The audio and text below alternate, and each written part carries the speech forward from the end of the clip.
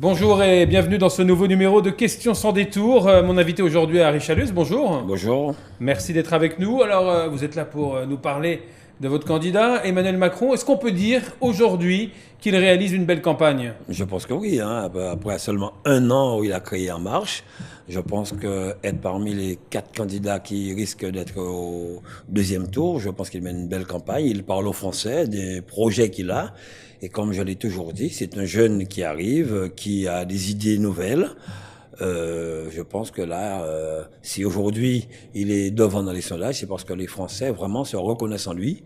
Et l'avantage encore, c'est que comme il est jeune, il est obligé de faire ce qu'il dit, sinon après il sera mort politiquement. Donc il sera condamné à travailler pour pouvoir exister. Ouais, beaucoup de ses adversaires, des commentateurs politiques, parlent du vide autour de sa candidature, de son programme. Vous avez quoi à leur répondre? Bon, vous savez, si aujourd'hui il culmine à 24%, c'est que quand même une grande partie des Français voient qu'il a un programme. Vous avez vu, tous les sondages disent qu'il a le meilleur programme pour la France, c'est l'outre-mer surtout, où il en parle, où il veut mettre l'outre-mer au même niveau que toutes On va y les revenir longuement sur le programme. régions au même niveau que les autres régions de l'Hexagone.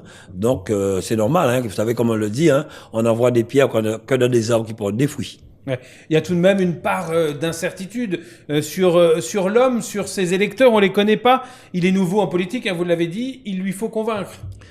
Convaincu, je dis que quand même, il a autour de lui quand même des hommes qui ont de l'expérience politique. Quand on voyait Gérard Collomb, quand on voyait M. Richard Ferrand, quand on voyait tous ceux qui l'ont rejoint parce qu'ils se reconnaissent François mieux. Bayrou François Bayrou, qui se reconnaissent mieux en lui. Je pense que voilà que il est là pour faire ses preuves. Mais c'est tout à fait normal, hein. On n'attaque que ceux qui sont devant. Pourquoi les autres, on n'attaque pas les autres qui sont cités comme petits candidats? Mais c'est tout à fait normal qu'on attaque celui qui est devant. Regardez au régional, j'ai été attaqué énormément. Donc, ça, c'est normal, c'est le jeu de la politique. Ouais. Ce que vous aimez chez Emmanuel Macron, c'est quoi? C'est qu'il a fait un peu comme vous. Il a décidé d'aller ratisser un peu large pour faire une majorité. Il le dit partout, il l'a dit dernièrement devant les Ultramarins, il s'est beaucoup inspiré de la méthode Chalus. Mais comme je le dis, ce qui est important, que ce soit pour une région, un département, un pays, c'est qu'on puisse se mettre ensemble pour travailler. On a trop menti à certains moments pour arriver au pouvoir et sans travailler. Et comme je le dis, j'ai un avantage, c'est que moi, je le soutiens, je ne suis pas un homme encarté.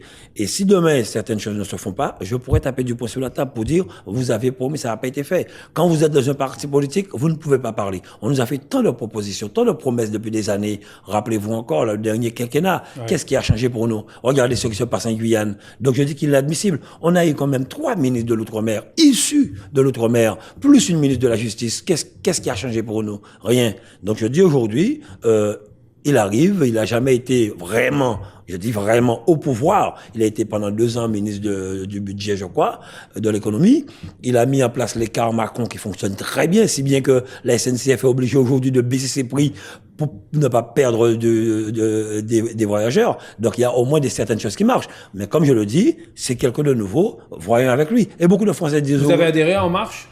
Non, j'ai pas adhéré, mais j'ai soutenu, j'ai parrainé Emmanuel Macron. Comme je le dis, je ne veux jamais adhérer à un parti politique pour être sous la coupe du parti. Je veux garder ma liberté d'expression, ma liberté de parole, mes libertés d'action. On en vient à la campagne. Tiens, la campagne en Guadeloupe, on va débuter par celle-là. On la trouve un peu molle, un peu timide. Vous l'expliquez comment? Parce qu'en général, les gens ne se mêlent jamais de la présidentielle. Ils vont voter. Bon, je pense et je souhaiterais que les Guadeloupéens aillent voter. Parce que pour une fois, on a un jeune qui arrive avec du sang neuf, qui a des projets pour l'outre-mer. Je le dis, l'outre-mer.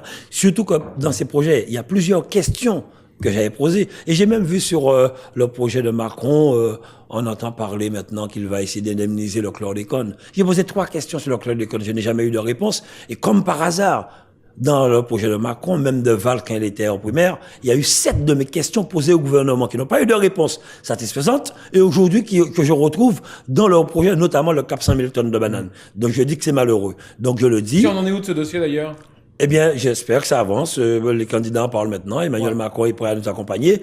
Si le gouvernement a trouvé 1 milliard pour la Guyane, Quand on me disait qu'il n'y avait pas de moyens, ils auraient pu trouver 4 millions pour la Guadeloupe. Mais comme vous savez, j'ai toujours été bloqué par certaines personnes qui disaient de ne pas donner de réponse satisfaisante à Richard Luce parce que ça va leur donner trop de pouvoir en Guadeloupe. Et aujourd'hui, mes questions, mes demandes se retrouvent dans le programme de plusieurs candidats. Donc je ne peux être que satisfait. Alors pour la Guadeloupe, il faut le dire que nous avons fait des réunions de quartier. Nous avons des candidats qui vont se présenter aux législatives, qui travaillent dessus.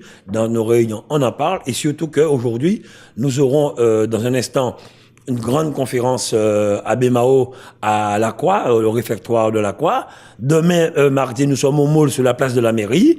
Jeudi, nous serons à Basse-Terre à Petit Paris. Et vendredi, nous aurons un grand meeting final avec aux Abîmes, à la place de la mairie des Abîmes, où j'inviterai même le maire des Abîmes qui soutient Emmanuel Macron. Et vous allez parler du programme d'Emmanuel Macron. Alors, c'est un programme pour l'outre-mer qui comporte 30 pages. Vous y avez contribué? Oui, nous avons contribué. Le président de la Guyane, le président Marie-Jeanne, moi-même, le président de la Réunion, avec les présidents des régions de France, nous avons travaillé, nous l'avons présenté aux candidats, aux 11 candidats, nous l'avons présenté à la presse dernièrement à Paris, et je suis vraiment satisfait concernant la continuité territoriale. Oui, alors ça, c'est vraiment la priorité du candidat. Si j'ai bien lu, il veut porter à 200 000 le nombre de billets aidés chaque année pour la mobilité des ultramarins, c'est ça? C'est le Père Noël? Oui, enfin, c'est pas le Père Noël. Ouais. J'en ai discuté avec lui quand il est passé ici. Nous avons discuté en comité politique à Paris.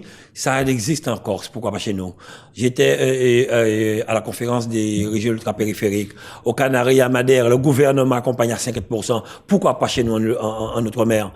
Et chaque fois, on nous fait des propositions. Donc, c'est une de ses priorités. Les emplois pour les handicapés, le cap 100 000 tonnes de bananes, la continuité territoriale, comme je l'ai dit, et bien le dossier, les mutations des fonctionnaires, l'augmentation du nombre de forces de l'ordre, l'EPID, qui s'est engagé aussi à mettre en Outre-mer, et particulièrement en Guadeloupe. Et il y a plein d'autres choses, l'égalité réelle que certaines personnes parlent. Lui, il en parle comme moi, pas besoin d'égalité réelle pour appliquer la loi de la Constitution qui existe. Nous sommes une région, nous sommes des régions, des départements français, on doit être logés à la même enseigne que la Corse, que la Haute-Savoie, que la Normandie.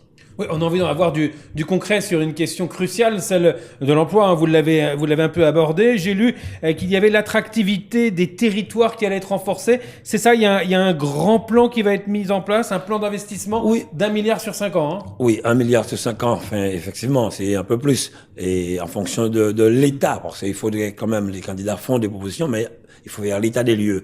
Mais ce qui est important... Donc combien pour la Guadeloupe? Ça, c'est en fonction des projets qui seront... En fonction des projets, on espère développer l'économie verte, l'économie bleue. Le tourisme, aujourd'hui, on espère en 2020 et arriver à 1 million de touristes en Guadeloupe, qui ramènera 1 milliard. C'est possible, ça? Oui, c'est possible. Nous sommes à plus de 600 000 touristes. Il y a un travail à faire. La région, aujourd'hui, accompagne l'hôtel Arawak, l'hôtel l'auberge de la Vieille Tour, l'hôtel de Saint-Claude, les autres hôtels. Nous voulons accompagner les communes dans le cadre du plan Océan. Nous allons financer l'hippodrome d'Anse-Bertrand. Le MIR sera mis en place. Nous allons désenclaver un maximum la Guadeloupe. Tout cela contribue au développement du tourisme et à la création d'emplois et de richesses pour la Guadeloupe. Donc, moi, je suis confiant là-dessus, mais confiant, comme je le dis, à un certain moment, quel que soit notre bord politique, il faut qu'on sache se mettre ensemble pour défendre les intérêts de la Guadeloupe et plus particulièrement de l'outre-mer. On supprime le RSI, le régime social des indépendants? Ça, c'est aussi un dossier où nous avons travaillé. J'ai même représenté Emmanuel Macron dans une réunion à Paris sur cela. Supprimer le RSI, revoir un peu tout cela. Il y a des gens qui souffrent. Il y a même des gens qui se sont suicidés. Donc, c'est une des propositions qu'il a faites, pas pour l'outre-mer, mais c'est pour toute la France. Ouais. Alors, on va permettre aux collectivités locales de fixer elles-mêmes certaines règles de compétences. C'est ce qui est marqué dans ce programme. Ça veut dire quoi? Il faut relancer le processus. Tiens, par exemple, pour la Guadeloupe. Non, moi, je ne dis pas de processus. La loi nous permet d'avoir des adaptations. Pourquoi ne pas y aller? Faut faire la même chose qu'en Martinique, en Guyane. On a pris, par exemple, la responsabilité de l'énergie. On a pris une délibération là-dessus. Il y a des choses que nous pouvons adapter à notre fonctionnement. Donc, pas besoin, voilà, j'entends les gens parler de statut par statut. Quand il fallait le faire, on ne l'a pas fait. Certains ont fait peur aux Guadeloupéens. Ce qui est important aujourd'hui, c'est qu'on puisse nous donner la possibilité de développer, la possibilité de travailler dans l'intérêt de nos populations. Donc, par exemple, ça pourrait être sur le tourisme. Sur le tourisme, on peut avoir cette compétence. Il y a d'autres choses. Sur l'eau aussi, c'est un dossier que je suis en train de travailler dessus. On en parle à gauche et à droite. Ça ne peut pas être des décisions prises au plan national, il faut que ce soit pris au plan local. On peut nous donner cette possibilité de prendre ces décisions. Donc c'est l'État qui décide, soit par ordonnance, soit par une loi, mais par ordonnance, ça peut aller très vite. On l'a pour l'énergie, on peut l'avoir pour l'eau, pour le tourisme et pour bien d'autres, dans bien d'autres domaines. Harry Chalus, on vous promet un poste de ministre au gouvernement d'Emmanuel Macron. Vous répondez quoi à ça? Ça dépend de quoi. Ah, vous savez, vous êtes candidat tout de même? Non, pour l'instant non. Vous savez, je suis bien en Guadeloupe. Ouais. Je viens d'être élu président de région. Il est clair que si c'est pour être, par exemple, ministre de l'Outre-mer, comme ça existait, ça m'intéresse pas. Sans pouvoir. Quand il y a un problème pour l'agriculture, il faut voir le ministre de l'Agriculture. Problème de sécurité, il faut voir le ministre de la Sécurité. On a eu un ministre de l'Éducation qui n'a jamais mis les pieds en Guadeloupe pendant 5 ans. Donc non. Il faudrait vraiment revoir cela. Et quelle qu'en soit la chose, je ne quitterai pas mon poste de... Pour rien. Je ne quitterai pas mon poste de président de région. On imagine quand même que le porte-parole d'Emmanuel Macron en Outre-mer a un poids certain. On peut avoir un poids, mais vous savez, je ne fais pas n'importe quoi. Je ne suis pas quelqu'un qui court derrière les titres. Je veux faire un travail, avoir le pouvoir pour pouvoir accompagner mes compatriotes. C'est ce qui m'importe le plus.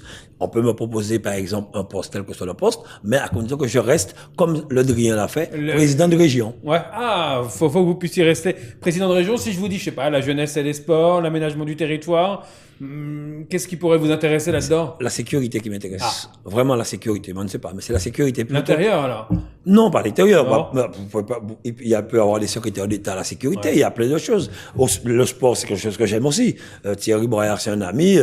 J'aurais pu être... Et il y a la jeunesse également avec. oui, il y a la jeunesse aussi que j'aime, que j'apprécie. Mais comme je le dis, pour l'instant, c'est pas dans ma tête parce qu'il faut vivre là-bas et c'est pas facile pour moi d'être loin de ma famille, loin de ma population. J'ai un travail à faire. Ce qui est important pour moi aujourd'hui, c'est vraiment développer la Guadeloupe avec la Guadeloupéen, mettre les Guadeloupéens au cœur de nos actions. Emmanuel Macron va gagner?